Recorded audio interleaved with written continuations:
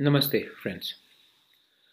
अब मुझे लगा कि मैं थोड़ा सा अपने यूट्यूब चैनल में और अपने फेसबुक में एक वीडियो बनाऊं और उससे सब लोग को थोड़ा सा क्लैरिफिकेशन देना चाहता हूं, क्योंकि मेरे नाम में मैंने मीडिया में पिछले 4-5 दिन से बहुत चीज़ सुना है। और मेरे नाम में किसी लोगों ने मेमोरेंडम भी दिया है गवर्नर को कि मुझे ईडीसी का इंचार्ज बनाया जाए। मेरे खिलाफ किसी लोगों ने प्रेस कॉन्फ्रेंस भी किया है कि मुझे ईडीसी में इंचार्ज नहीं बनाया जाए, किसी और को बनाया जाए।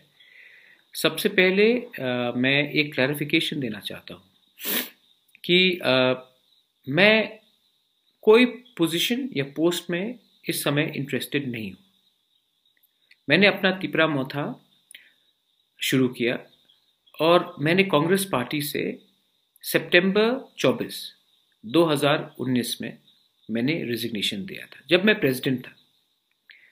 और उस समय मैंने जब रिज़ाइन किया था तो मैंने एक चीज़ बहुत क्लियरली कहा था कि मैं अपने आइडियोलॉजी, अपने प्रिंसिपल और मैं करप्शन के खिलाफ हूँ और मैं ये 3 चीज़ में मैं कॉम्प्रोमाइज़ नहीं कर सकता। मैं जो बात मैंने अपने लोगों को बोला है, मैं उससे पीछे नहीं जा सकता हूँ और मैं अपना ज़बान का पक्का हूँ। मैं करप्शन को हैंडल नहीं करूँगा, अपना आइडियोलॉजी और अपना प्रिंसिपल को मैं डाइल्यूट नहीं कर सकता हूँ। और मैंने कांग्रेस के पद से उस समय रेजिग्नेशन दिया। उसके बाद बहुत कांग्रेस के बड़े बड़े लीडर लोगों ने प्रेस कॉन्फ्रेंस किया मेरे खिलाफ, कहा कि मेरे संग बीजेपी का एक अंडरस्टैंडिंग है और मैं बीजेपी ज्वाइन करने वाला हूं। बहुत लोगों ने क्या क्या कहा मेरे खिलाफ। मैंने बीजेपी ज्वाइन नहीं किया। इनफैक्ट जब सिटीजनशिप अमेंडमेंट एक्ट हुआ तो बीजेपी जो दिल्ली में जो सरकार उन्होंने पास किया था, मैंने उसी सरकार के खिलाफ आंदोलन लॉन्च किया। और आज भी मेरा केस सुप्रीम कोर्ट में है गवर्नमेंट ऑफ इंडिया के खिलाफ कि ये सिटीजनशिप अमेंडमेंट एक्ट हमारे हित में नहीं है। जब मैंने तिपरा मोथा शुरू किया था तो मैंने कहा था कि मैं पॉलिटिक्स से हट के अपने तिपरासा लोगों के, अपने त्रिपुरा के लोगों को मैं हेल्प करना चाहता हूं, उनका सेवा करना चाहता हूं। मुझे इस गंदगी से, इस पॉलिटिक्स से, जहां में कोई यहाँ में झंडा लगाता है, कोई उसका झंडा उखाड़ता है, मैं इसमें नहीं गिरना चाहता हूं और मैं सेवा करना चाहता हूं अपने लोगों का। मैं थक गया हूं इस गंदे करप्शन से।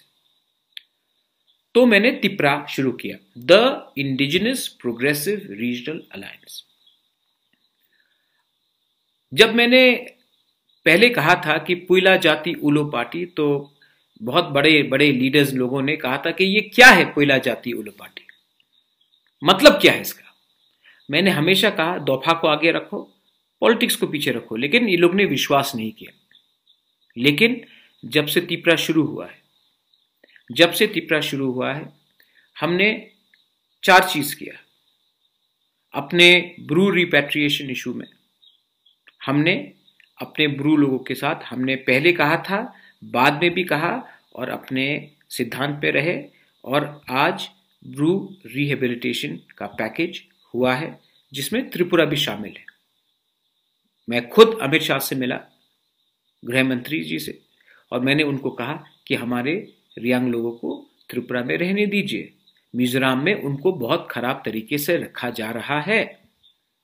उन्होंने मेरा बात स्वीकार किया और नरेंद्र मोदी जी ने और अमित शाह ने खुद पार्लियामेंट में ये कहा है और पब्लिक रैली में कहा है कि हम अपने रियांग को त्रिपुरा में अब एक सम्मान का जिंदगी देना चाहते हैं। बस बात खत्म, कोई पॉलिटिक्स नहीं है। मैंने अपने रियांग लोगों के लिए बात किया, कोई पॉलिटिक्स नहीं किया। उसके बाद सिटीजनशिप अमेंडमेंट एक्ट हुआ। जो लोग इतना कंप्लेन करते हैं, जो लोग इतना बात करते हैं, नेता लोग इतना बात करते हैं, सीएए में सिर्फ पताल कन्या और मैंने ही केस फाइल किया है। तो उसमें भी हमने अपना सिद्धांत में ही केस फाइल किया। आज भी ये केस चल रहा है और मैं आशा करता हूं कि एक दिन आएगा जब सीएए हमारे त्रिपुरा में लागू नहीं होगा। तीसरा चीज, एनआरसी। एनआरसी में विजय कुमार रंखल, आईएनपीटी का जो चीफ है, मैं और रंजीत देव वर्मा ने एनआरसी का केस फाइल किया कि त्रिपुरा में एनआरसी होना चाहिए।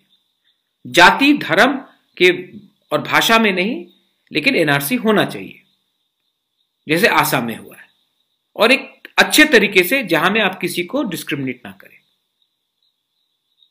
बहुत लोगों ने बोला था कि हम चाहते हैं, लेकिन किसी ने नहीं किया, हमने किया, और ये भी पार्टी को देखकर नहीं किया, नॉन पॉलिटिकली किया। अब कोरोना आया। कोरोना के टाइम हमने हजार को हेल्प किया है। टिपरा मोथा ने त्रिपुरा के अंदर हेल्प किया है, बाहर हेल्प किया है, और हमने कभी जाके किसी से नहीं पूछा कि आप सीपीएम हो, बीजेपी हो, आईएनपीटी हो, टीपीएफ हो, टिपराहा हो, कांग्रेस हो, कुछ भी हो। हमने जाकर सिर्फ अपने तिपरासा को देखा है, और इस तिपरासा में मोग है, चाकमा है, काइपेंग है, रांगखोल है, सब है, और मैंने सबको हेल्प किया, और हमने टिपरा मोथा ने सबको हेल्प किया। कहीं जाकर नहीं किसी से बोला कि आपका पार्टी क्या है, आपका दल क्या है, तभी हम आपको हेल्प करेंगे। ये झंडा लगाओ, ये झंडा लगाने के बाद आप हमारा नारा बजाओ, तभी हम आपको बेरमा देंगे या भात देंगे या रंग देंगे।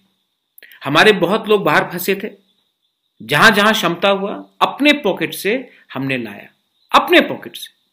कोई धार्मिक ऑर्गेनाइजेशन या पॉलिटिकल ऑर्गेनाइजेशन से 1 रुपया नहीं लिया, हम लोग ने अपने क्षमता में किया। तो जब ये बात फैलता है और ये बात आता है कि बुबागरा को आप ये बना दो, हम बुबागरा को नहीं चाहते हैं, ये नहीं होगा, अरे मुझे इस राजनीति में आप क्यों तानते हैं? मैंने पहले से कहा है, मुझे आपके गंदे राजनीति में नहीं पड़ना है। और जो लोग ने मुझे नॉमिनेट किया, मैं सबसे पहले थैंक यू बोलना चाहता हूं। मैं जानता हूं कि आप मुझे प्यार करते हैं, ठीक है, आई अप्रिशिएट। पतल कन्या ने मेरा नाम प्रपोज किया, मैं थैंक यू पतल। लेकिन पतल, मैं आपको बोलना चाहता हूं कि मैं 3-6 महीने में क्या करूंगा अपने त्रिपुरा के लिए? कुछ नहीं कर सकता। और जिसने मेरा विरोध किया, प्रेस कॉन्फ्रेंस हुआ, मैं पार्टी का नाम नहीं लूंगा, सब लोग जानते हैं, वहां में मेरे भी बहुत अच्छे दोस्त हैं। मैंने उस प्रेस कॉन्फ्रेंस के एक दिन पहले ही क्लैरिफाई कर दिया था कि मुझे पोस्ट नहीं चाहिए, मुझे पद नहीं चाहिए। मैंने एक दिन पहले क्लैरिफाई कर दिया था। मैंने आपके लीडर से भी फोन में एक दिन पहले, प्रेस कॉन्फ्रेंस के एक दिन पहले फोन से बात करके मैंने कहा था, मुझे इस पोस्ट में इंटरेस्ट नहीं है, आप लोग को जो करना है आप लोग करिए। उसके बाद आपने प्रेस कॉन्फ्रेंस किया, क्या दरकार था? लेकिन आपने किया है, चलिए हो गया, मैं नाम नहीं लूंगा, लेकिन आप लोग को भी मैच्योरिटी दिखाना चाहिए। एंड लास्ट पॉइंट मैं सबको कहना चाहता हूं, ये आप लोग जो इतना पॉलिटिक्स इतना आपके अंदर खून में है, इस कोरोना वायरस के टाइम आपके 1-2 लीडर को छोड़कर, सब पार्टी से 1-2 लीडर को छोड़कर आपके एमएलए कहां हैं? मैं बात सुनता हूं कि आप गवर्नमेंट एम्प्लॉइज के सैलरी काट कर आप सरकार चलाएंगे। मैं पूछना चाहता हूं कि जो 60 एमएलएज है, उनको एमएलए फंड मिलता है, आप उनके एमएलए फंड से भी कुछ काट लीजिए, ठीक है? हमेशा ये एमएलए फंड का जो मैक्सिमम पैसा तो जाता है आपके पार्टी वर्कर को, आपके भांजे को, आपके नेफ्यू को, आपके कोई बहनोई को, आपके कोई रिश्तेदार को, आपके कोई कॉन्ट्रैक्टर को। आप ऐसा कीजिए, जो आपका एमएलए फंड आता है वहां से भी 5-10 लाख रुपया काटकर आप हमारे गवर्नमेंट के कर्मचारी का सैलरी क्यों काटना चाहते हैं? आप एमएलए फंड काटिए। वो एमएलए फंड का कुछ ऑडिटिंग होता है, किसी को मालूम है? किसी को मालूम नहीं। तो ये सब चीज है। और आपको अगर नेतागिरी इतना करना है, लाल बत्ती ऊपर चाहिए, गनमैन चाहिए बॉडीगार्ड के लिए, प्रद्योत माणिक्य को नहीं चाहिए ये सब। मुझे अगर अपने लोगों के लिए काम करना है, मुझे लाल बत्ती भी नहीं चाहिए, मुझे गनमैन भी नहीं चाहिए। मैं अपना काम कर रहा हूं, आप अपना राजनीति कीजिए, मैं अपना काम कर रहा हूं। और इस गंदे राजनीति में आप मुझे मत तानिए। मैं भी पॉलिटिक्स में था, मैं भी पॉलिटिक्स जानता हूं। यह समय पॉलिटिक्स का नहीं है। कोरोना से बहुत लोग आज अस्पताल में है, क्वारंटीन में है, बहुत लोगों का नौकरी चला गया है, हमारा इकोनॉमी बहुत मुश्किल में है। ये समय है हमको कंस्ट्रक्टिवली एक संग होकर अपने राज्य के लिए काम करने के लिए। आपको इलेक्शन का चिंता है भाई, और इलेक्शन में आप क्या करेंगे? झंडा गाड़ेंगे, कोई झंडा उखाड़ेगा, कोई ये बोलेगा, कोई ये बोलेगा। अरे ये एडीसी क्या होने वाला है? हमने तो डायरेक्ट फंडिंग मांगा था, आज तक डायरेक्ट फंडिंग मिला नहीं। सीए में आपका क्या पोजीशन है? एनआरसी में आपका क्या पोजीशन है?